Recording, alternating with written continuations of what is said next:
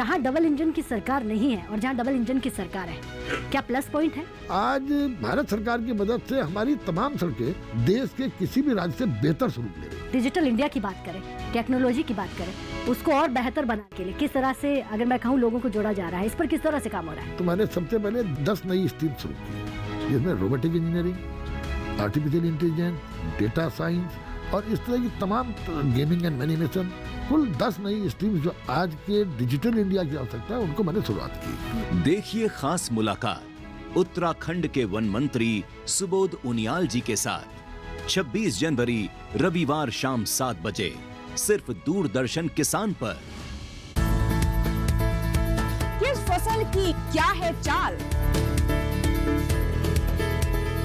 किस मंडी का क्या है हाल, उतरते चढ़ते भाव का असर, आयात निर्यात का क्या है असर, कैसा रहेगा आगे बाजार, बताएंगे मंडियों के जानकार। देखिए मंडी खबर सोमवार से शनिवार शाम 5 बजे सिर्फ दूरदर्शन किसान चैनल पर।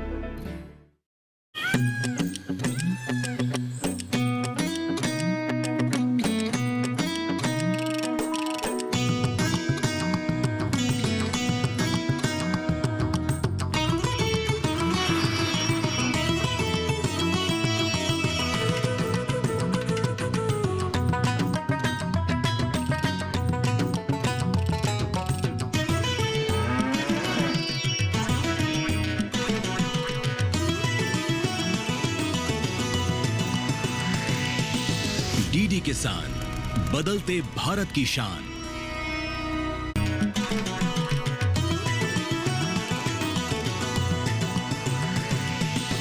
डीडी किसान, बदलते भारत की शान।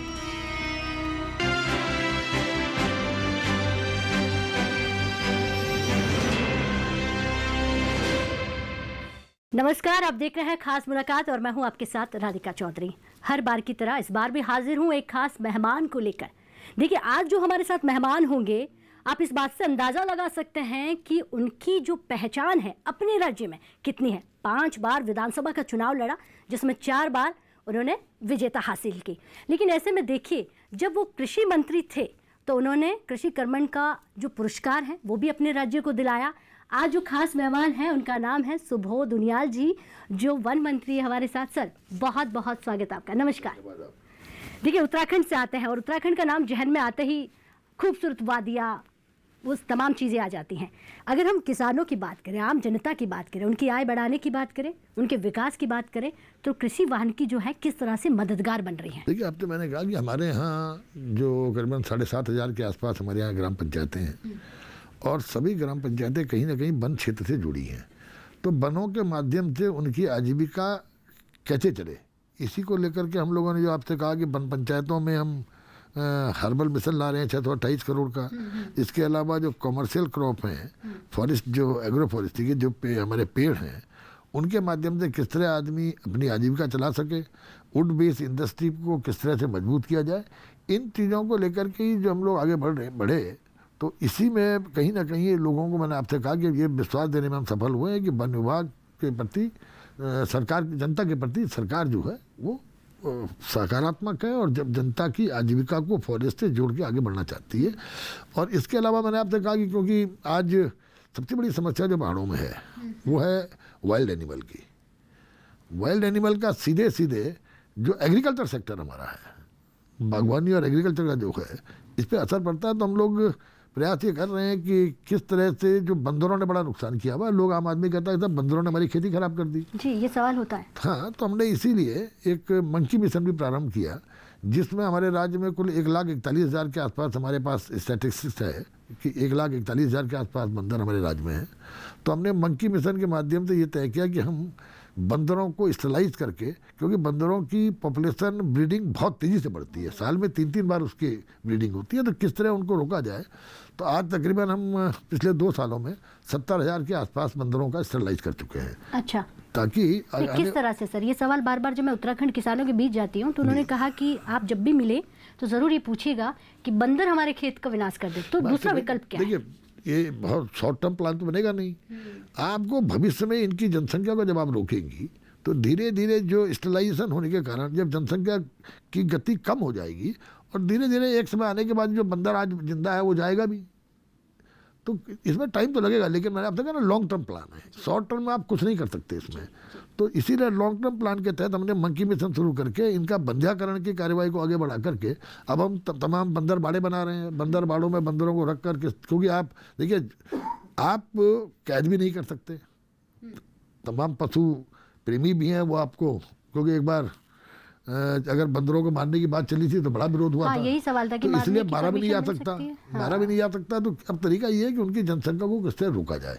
तो इसीलिए हम लोग बंध्याकरण पे काम कर रहे हैं कि ताकि आने वाले समय में 10-15 सालों में इसके परिणाम आपको दिखाई देंगे कि बंदरों की जनसंख्या धीरे धीरे धीरे धीरे काफ़ी कम हो जाएगी।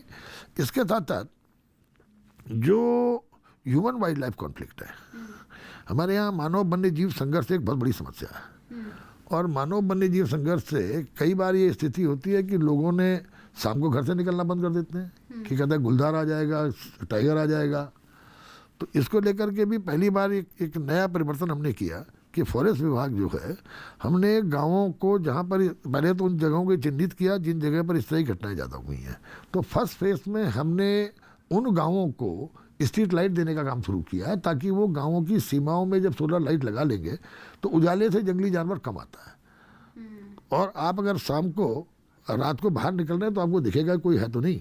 तो हम लोग स्ट्रीट लाइट पे फोकस कर रहे हैं कि ज़्यादा से ज़्यादा सोलर लाइट गांव के लोगों को दे करके ये ह्यूमन वाइल्ड लाइफ कॉन्फ्लिक्ट से किस तरह इससे बचा जा सके। तीसरी एक समस्या जो हमारे यहाँ राज्य में बड़ी जंगलात को लेकर बड़ी खराब है वो है फॉरेस्ट फायर। वनाग्नि से सैकड़ों हेक्टेयर वन नाश हो जाता है। तो जब मैं वन मंत्री बना उसके बाद हम लोगों ने, जब मैंने आपसे कहा ना कि हमको कहीं ना कहीं जनता की सहभागिता से ही इन आपदाओं को रोकना है, तो पहली बार हमारे राज्य में हमने एक नई शुरुआत की कि ग्राम सभा होगी, ग्राम सभा के प्रधान की अध्यक्षता में फॉरेस्ट फायर मैनेजमेंट कमेटी बनाई, जिसमें वन पंचायत का सरपंच, जिसमें महिला मंगल दल और युवक दल मंगल दल के अध्यक्ष और वन विभाग और राज्य सभा के कर्मचारी उसके मेंबर होंगे। और 30,000 रुपया पर वनाग्नि प्रबंधन समिति को देने का निर्णय लिया ताकि जब लोगों को लगेगा कि हम उन्हें जिम्मेदारी दे रहे हैं वनों में को आग से बचाने की, तो कहीं ना कहीं वो अपनी जिम्मेदारी का एहसास करेंगे और वनाग्नि की घटनाओं पर कमी आएगी। अभी मैं आपको उदाहरण दे रहा हूँ, मैं जब 22 में मुझे वन मंत्रालय का भार मिला तो 21-22 के मुकाबले 22-23 में हमने 50% कमी वनाग्नि की घटनाओं में लाए। 23-24 में कोई प्रभु की कृपा भी हम लोग 20% पे आ गए। और 24-25 में जब बड़ा हल्ला पूरे चल रहा था साहब कि बहुत ज़्यादा नुकसान हुआ है, तो आपको मैं बता दूं कि उत्तराखंड में उस वर्ष भी हिमाचल, अरुणाचल और बाकी पहाड़ी राज्यों के मुकाबले, इवन महाराष्ट्र के मुकाबले कम नुकसान हुआ था। तो कहीं ना कहीं जन सहभागिता से हम इन आपदाओं पर रोकने का प्रयास कर रहे हैं ताकि जनता को जिम्मेदारी देकर के इससे बचा जा सके। तो ये, और मुझे इस बात का भी बड़ा हमारे राज्य के लिए बड़ा गर्व की बात है कि हमारे राज्य में कॉर्बेट पार्क है जो दुनिया में फेमस है। और कॉर्बेट में अगर आप घनत्व की बात करेंगे तो डेंसिटी के हिसाब से हाईएस्ट नंबर्स ऑफ टाइगर्स आज दुनिया में सबसे ज़्यादा कॉर्बेट में है। तो अब उन वाइल्ड लाइफ का कंजर्वेशन भी करना है, ह्यूमन वाइल्ड लाइफ कॉन्फ्लिक्ट को भी रोकना है, और किस तरह से जो बायोडाइवर्सिटी हमारे राज्य की है, क्योंकि बायोडाइवर्सिटी के लिए वाइल्ड लाइफ का जिंदा रहना भी जरूरी है। बायोडाइवर्सिटी किसके लिए है? जनता के लिए। तो जनता का कॉन्फ्लिक्ट भी बचना जरूरी है। तो इसको लेकर के जो हम लोग काम कर रहे हैं तो मैं समझता हूँ इसका व्यापक असर जनता पे है। सुबोध उनियाल जी, ये तो आपकी जिम्मेदारी बन जाती है। ये बताइए कि क्योंकि वनों से खेतों तक का सफ़र कैसे तय कर लेते हैं? ऐसी क्या कमी रह जाती है कि उन्हें खेतों तक आना पड़ता है? बंदरों को, किसान उस समस्याओं से जूझता है। देखिए, अगर आप इसकी बुनियादी उस पर जाएंगी, ये पहले जब हम छोटे थे तो मुझे ध्यान है कि जब हम लोग अपने जहाँ नरेंद्र नगर की, जो नरेंद्र नगर तो शहर था, नरेंद्र नगर के सराउंडिंग के जो जंगल है वहाँ जाते थे तो वहाँ जामुन के पेड़, बेर के पेड़, आपके तमाम तरह के फलदार पेड़ जंगलों में मिलते थे, जो जंगली फल, आंवले के पेड़ धीरे धीरे धीरे धीरे जंगलों में सारे खत्म हो गए। और जंगलों में जब ये खत्म हुए तो जो जानवर जिसका खाना ये फल था वो आबादी की तरफ गया, और वो जब आबादी की तरफ गया तो बड़े जानवर का आहार ये छोटा जानवर था। जब छोटा जानवर आबादी की तरफ चला गया तो बड़ा जानवर इस अपने इस खाने के चक्कर में वो भी आबादी की तरफ आ गया। और देखिए आपका हमारा खाना कैसा होता है, उसमें घी भी होता है, उसमें मसाला भी होता है, उसमें नमक मिर्च हल्दी सब कुछ होता है। तो फिर वो खाना हमें बनवाना तो वो तैयार खाना करना ज़्यादा पड़ेगा। टेस्टी लगा। जब ज़्यादा टेस्टी आपको खाना लग गया तो आप यूज टू हो गया उस खाने के। नहीं, आपने इतनी सारी चीजें गिनवाई कि हमने बंदरों को रोकने के लिए यही उपाय किया, क्योंकि कृषि वानिकी के तहत अगर मैं सवाल पूछूं और वन विभाग आपके पास है तो वो खाना हमें वनों में तैयार करना पड़ेगा कि वो वन को छोड़ के ना जाए। ठीक, अब आपने जो कहा, इसीलिए 22-23 में हमने कंपलसरी कर दिया। हरेला हमारे यहाँ एक बहुत बड़ा त्यौहार माना जाता है जिसमें हमारे यहाँ के लोग प्रकृति का आभार प्रकट करते हैं कि आपके कारण आज जो आपने नेचर दी है, जो उस नेचर के कारण आज हम लोगों को आजीविका चलाने का एक अवसर मिलता है। तो वो हरेला त्यौहार में करोड़ों की संख्या में हम लोग पेड़ों का रोपण करते हैं आम आदमी की सहभागिता से। तो 22-23 में ही मैंने वन मंत्री बनते निर्णय ले लिया था कि 50% फलदार पेड़ लगाना अनिवार्य होगा, ताकि जब आप जंगलों में फलदार पेड़ आप लगाओगे तो कहीं ना कहीं आने वाले समय में जब ये फल देना शुरू करेंगे तो वो छोटा जानवर जंगलों में रुकना शुरू होगा। तो उस पर हम लोग मैंने आपसे कहा ना, ये इतने वर्षों पुरानी बीमारियां हैं तो इनका इलाज आप तत्काल नहीं कर सकते। एक लॉन्ग टर्म प्लानिंग के साथ, दूरगामी सोच के साथ आपको ये कार्रवाई करनी पड़ेगी। तो उसी पर हम लोग आगे बढ़े और हम जंगलों में फलदार पेड़ लगाकर कहीं ना कहीं निकट भविष्य में जानवर को जंगलों तक रोकने पर कि ताकि सीमित हो जाए जंगलों तक, उस पर काम कर रहे हैं। अब देखिए पूरा उत्तराखंड आपको सुन रहा है और किसान बड़े खुश होंगे कि किस तरह से किसानों के सवाल का जवाब मिला, क्योंकि ये समस्या उनकी बड़ी है और सदा उनकी बनी रहती है। अब एक सवाल रहेगा कि वनों के प्रबंधन और संरक्षण के लिए सामाजिक वानिकी बहुत बड़ी भूमिका है, कैसे निभाती है उत्तराखंड में? वनों का संवर्धन संरक्षण किस तरह किया जाए और जिसमें बायोडाइवर्सिटी भी जिंदा रहे, वाइल्ड एनिमल का भी जिसमें वो रहे और ह्यूमन वाइल्ड लाइफ कॉन्फ्लिक्ट भी हटे, वनों में आग भी रुके।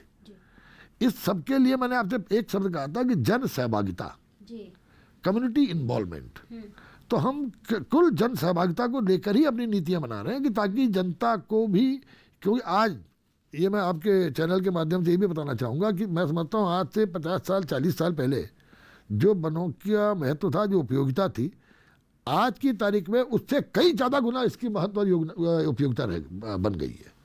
आज सारी दुनिया ग्लोबल वार्मिंग से परेशान है, टेम्परेचर लगातार बढ़ रहा है, इसके अलावा ग्लेशियर्स पिघल रहे हैं, लगातार पीछे हट रहे हैं। अब हमारे यहाँ एक गंगा गौमुख से निकलती है, गौमुख ग्लेशियर तकरीबन हर वर्ष 20-25 मीटर पीछे चला जा रहा है।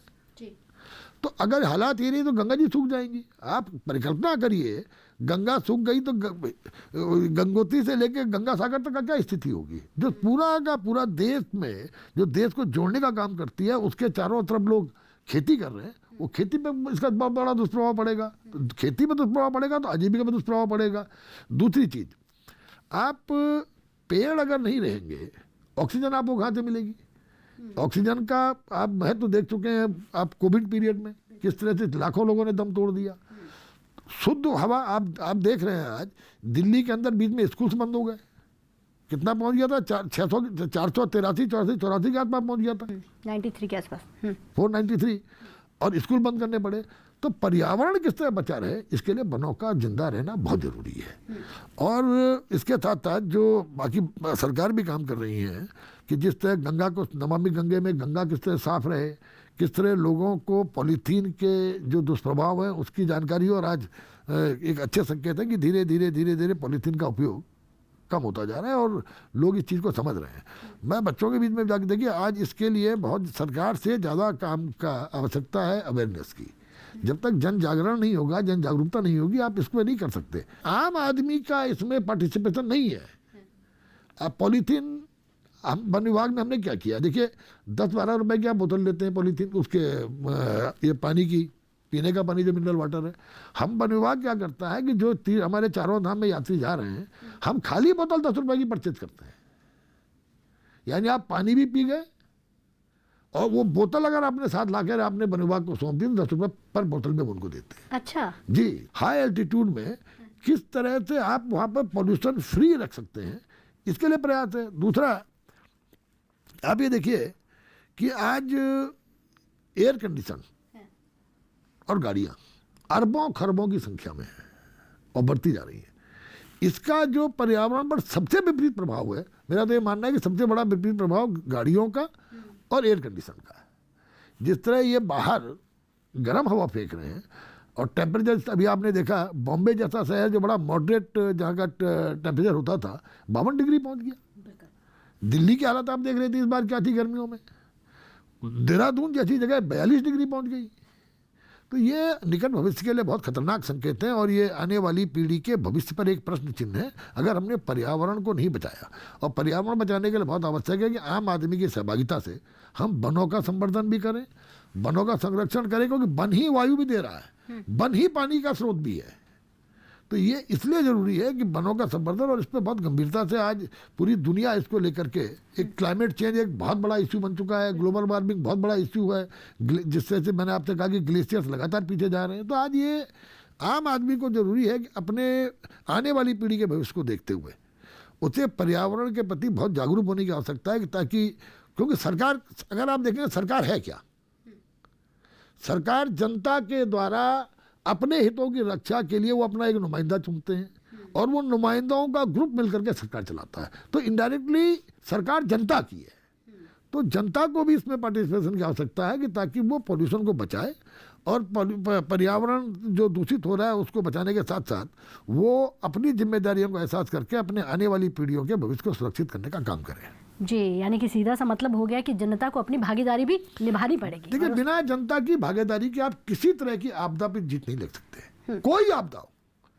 अगर कम्युनिटी इन्वॉल्वमेंट नहीं है तो आप नहीं जीत सकती आपदा को।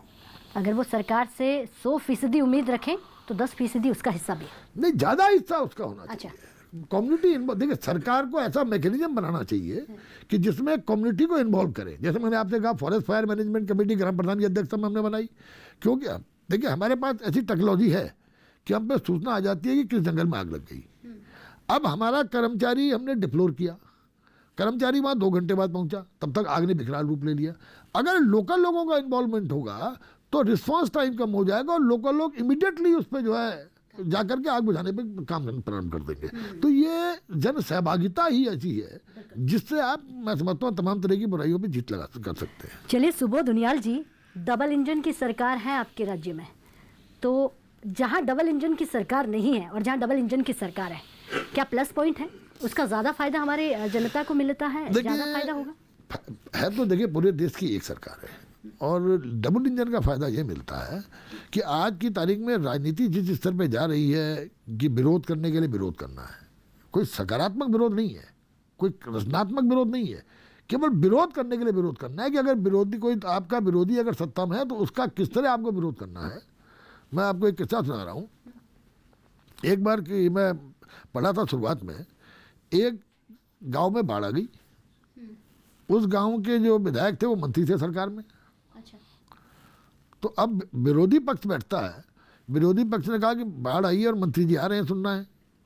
तो ये तय हुआ कि अगर मंत्री जी ट्रेन से आएंगे तो कहा जाएगा कि और समय तो मंत्री जी हेलीकॉप्टर से आते थे और आज जब लोग डूब रहे हैं तो ट्रेन से आ रहे हैं, जबकि उनको हेलीकॉप्टर से आना चाहिए था जल्दी, ताकि जल्दी पहुंच जाते। और अगर हेलीकॉप्टर से आएंगे तो बयान ये बना कि यहाँ लोग पानी में डूब रहे हैं, मंत्री जी हवा में घूम रहे हैं। तो ये मैंने कहा ना, आज राजनीति केवल विरोध के लिए हो गई, इसमें सकारात्मक होना चाहिए, पॉजिटिव अप्रोच होनी चाहिए। तो आज दूरी बनाता है विपक्ष का आदमी सरकार से।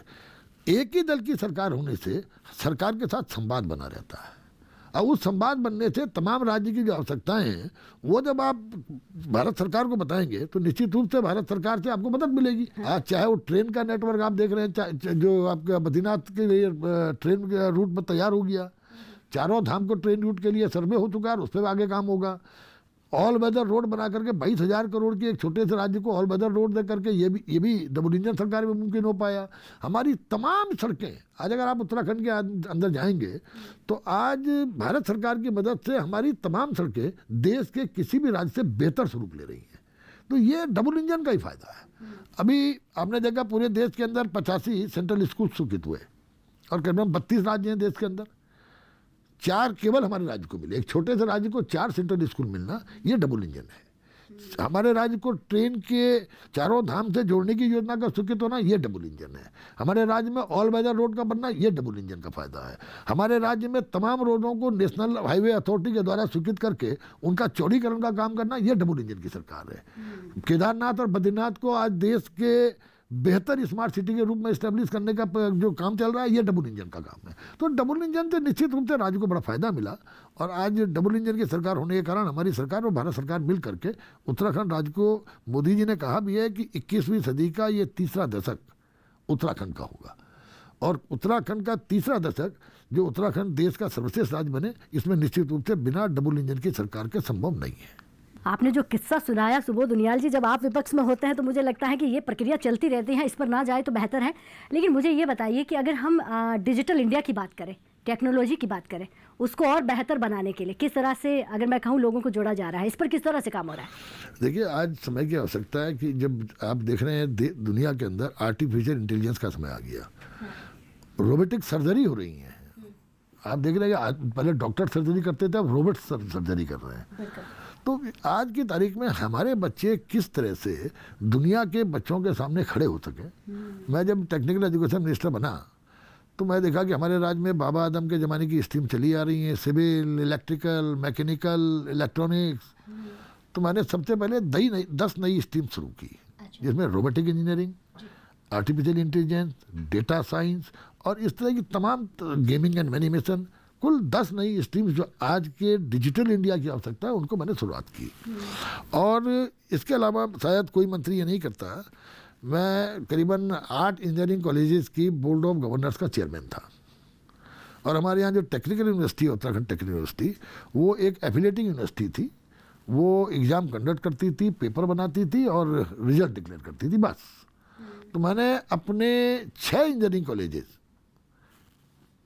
जिनका बीओजी का चेयरमैन मैं था, जहाँ सारे निर्णय मुझे लेने होने थे, मैंने वो उत्तराखंड टेक्निकल यूनिवर्सिटी को सौंप दिए और उत्तराखंड टेक्निकल यूनिवर्सिटी के कैंपस कॉलेज बना दिए। कोई मंत्री अपने ताकत को कम नहीं करता, लेकिन मैंने तकनीकी शिक्षा के भले के लिए उन कॉलेजेस को यूनिवर्सिटी को दिया, ताकि यूनिफॉर्मिटी आ सके और एक समान सिलेबस पे आप आगे बढ़ सकें। और इसके अलावा जो एक काम मैं और करने जा रहा हूँ, जिसकी हमने शुरुआत कर दी है, उसमें आज हिंदुस्तान के बच्चों की पूरी दुनिया में आवश्यकता है। क्योंकि हिंदुस्तान का बच्चा, आप देखेंगे आईटी सेक्टर में अमेरिका के अंदर साम्राज्य है हिंदुस्तान के बच्चों का, मैक्सिमम लड़का आईटी सेक्टर में इंडिया का आज पूरी दुनिया में है। तो किस तरह हमारे बच्चों को देश दुनिया में बेहतर अपॉर्चुनिटी मिल सके, इसके लिए मैंने पहली बार तकनीकी शिक्षा में जर्मन, फ्रेंच और स्पेनिश लैंग्वेज को पढ़वाने का निर्णय लिया है कि हमारे इंजीनियरिंग कॉलेजेस, हमारे पॉलिटेक्निक इन भाषाओं को पढ़ाएंगे, ताकि इन भाषाओं को जानकार बनकर के बच्चे को बाहर यूरोप से लेकर के पूरे वेस्टर्न वर्ल्ड में नौकरी करने का अवसर मिल सके। पॉलिटेक्निक्स में हमारे यहाँ हालत ये थी, स्कूलों में इंफ्रास्ट्रक्चर नहीं है, तो 500 करोड़ रुपए से ज़्यादा लगा करके मैंने तमाम पॉलिटेक्निक्स में इंफ्रास्ट्रक्चर तैयार किया। और आज की तारीख में फिर आने वाले 2 वर्षों में हम 500 करोड़ से ज़्यादा लगाकर सभी अपने इंजीनियरिंग कॉलेजेस को इंफ्रास्ट्रक्चर के हिसाब से तैयार करने के लिए आगे बढ़ रहे हैं।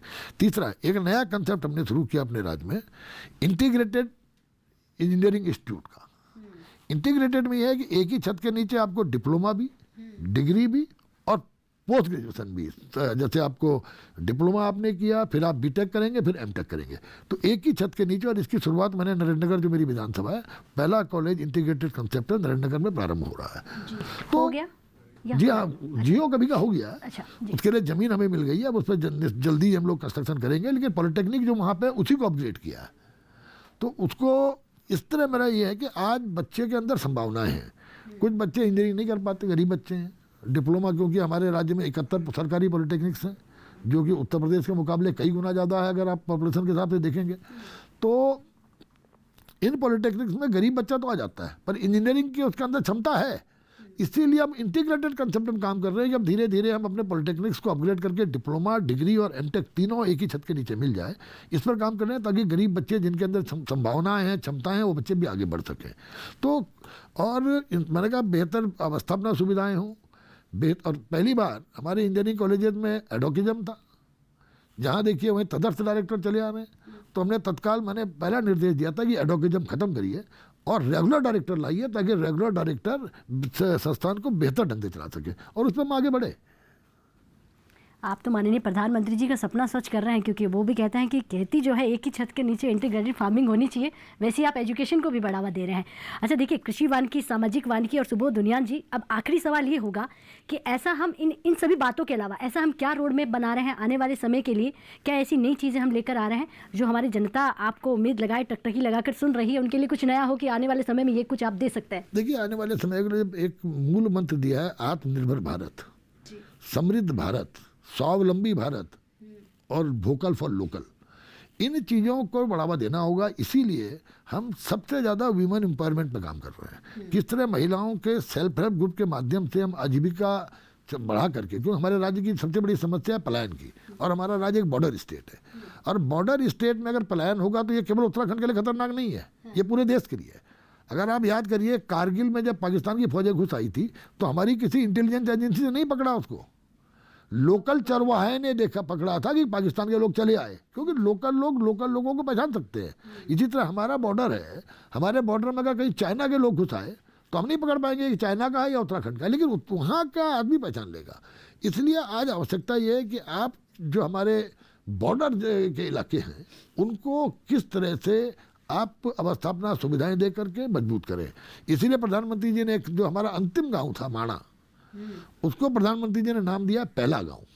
अंतिम से उसको पहला गांव बोल दिया कि आपको शुरुआत पहले गांव से विकास की करनी पड़ेगी। तो आज इस कंसेप्ट पे हम लोग काम कर रहे हैं। तो ये बहुत बड़ी आवश्यकता है कि आज हम स्वावलंबी बनने के लिए आज एक रिसाइकिल इकोनॉमी है कि जो वेस्ट है, वेस्ट से किस तरह से आप उसको अपनी कमाई कर सकते हैं। आज जगह जगह आप देख रहे हैं कि ऐसे ऐसे वेस्ट मैनेजमेंट हो रहे हैं कि जिसपे लोग रिसाइकिल करके उससे नई चीज़ें तैयार कर रहे हैं। वेस्ट से हमारे आपने देखा कई तरह की इंटीरियर डेकोरेशन के लिए तमाम चीज़ें तैयार हो रही हैं।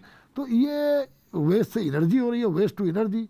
तो आज हम लोगों को एक मिशन लाइफ की तरह, जो प्रधानमंत्री जी ने भी कहा कि मिशन लाइफ में है कि आपको पर्यावरण को कैसे बचाना है, इसको अपनी ज़िंदगी का एक अंग बना करके आप अपने एक उद्देश्य के साथ कि पर्यावरण को बचाने के साथ साथ अपनी आजीविका को कैसे आप मजबूत करेंगे, आपको आगे बढ़ना है।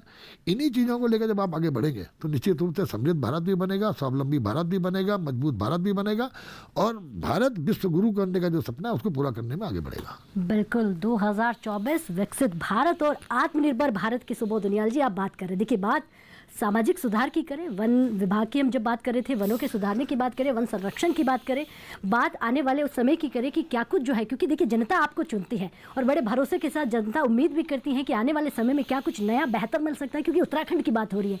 तो वक्त हो गया है आपसे इजाज़त लेने का। बहुत बेहतर और बहुत ही समय आपने जो कीमती हमें दिया, बहुत बहुत धन्यवाद सुबोध जी आपका।